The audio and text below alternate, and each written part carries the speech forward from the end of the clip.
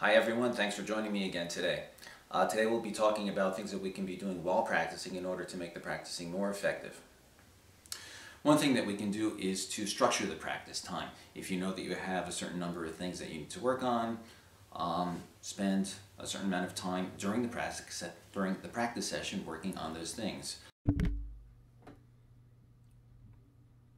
A structured practice session can start with scales. Scales are almost always a good way to start.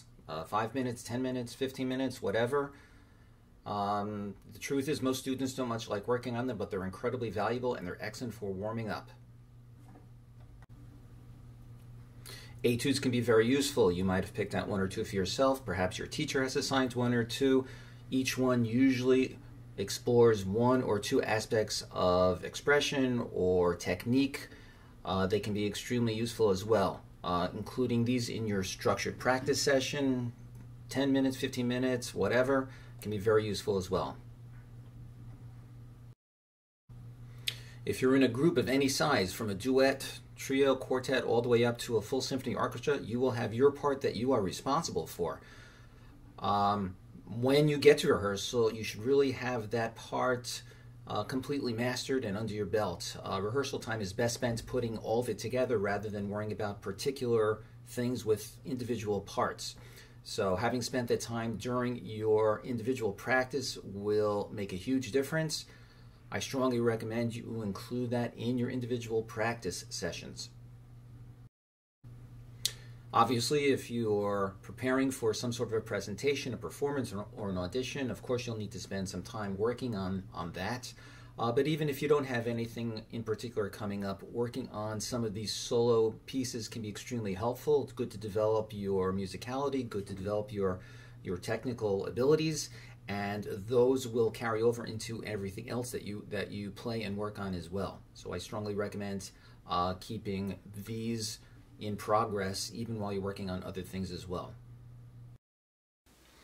A good thing to keep in mind anytime you're practicing is don't spend a lot of time on things that you can already do well. Spend time on things that you do not yet do well.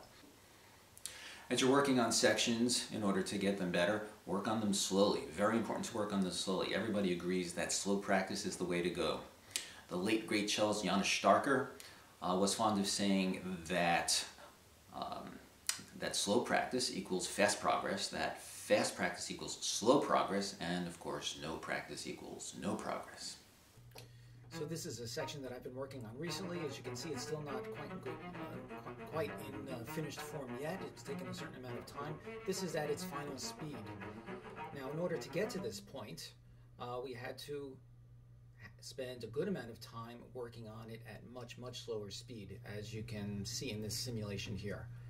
I'm not going to go through the entire piece because that will lengthen this video by at least 15 or 20 minutes.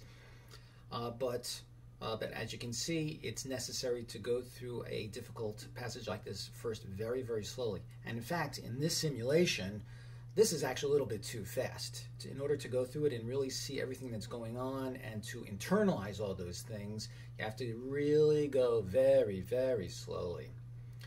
That's how it's done.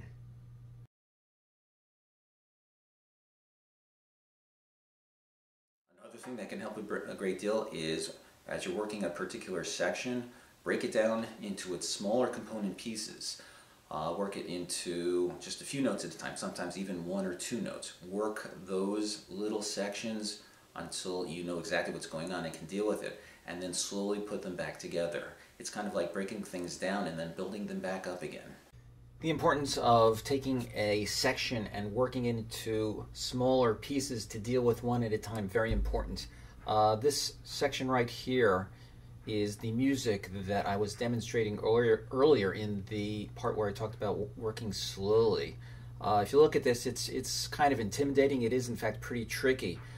So what I did when I first started to tackle it, here, let's zoom in a little bit on that. Okay, that's pretty zoomy. All right, just start with, a few notes at a time. Try to get a feel for what's going on. Maybe there's a pattern going on. So just a few notes and work those, and then do the next few notes, then work on connecting them together.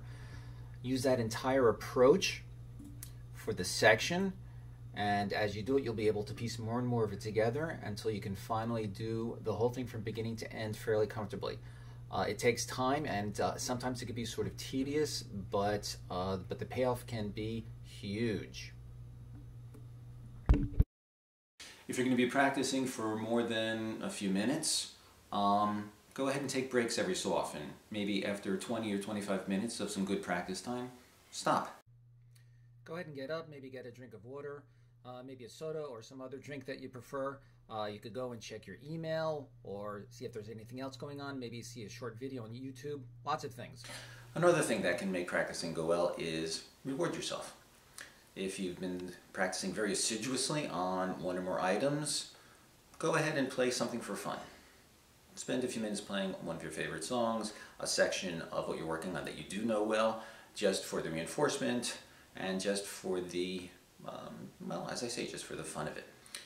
Sometimes it can help to go back to things that you've worked on in the past that you've already mastered, play them again for fun, but also to show yourself how much easier they are now than they may have seemed months or even years ago.